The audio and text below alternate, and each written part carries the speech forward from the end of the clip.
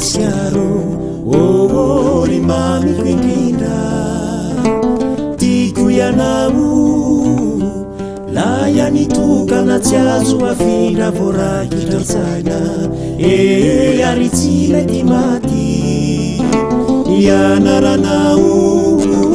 vita sary ao anaty Gasiaro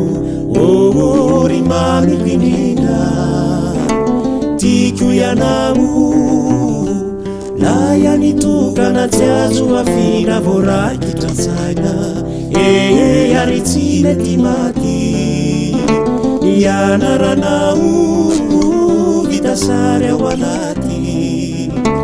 na iza miteanao ankaso anapotika sy te andrava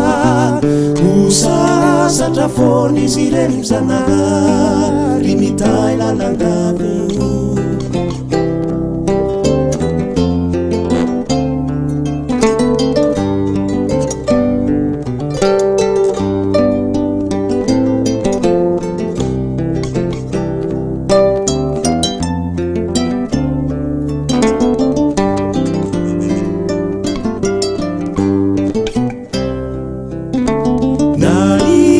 miteanao ankaso anapotika sy te andrava ho sasatra foana izy ireny zanahary mitay lalangave Gasiaro orimamiko indrindra tiako ianao anitokana tsy azo afindra voarahitran-tsaina ary tsy mety maty ianaranao vita sary ao anaty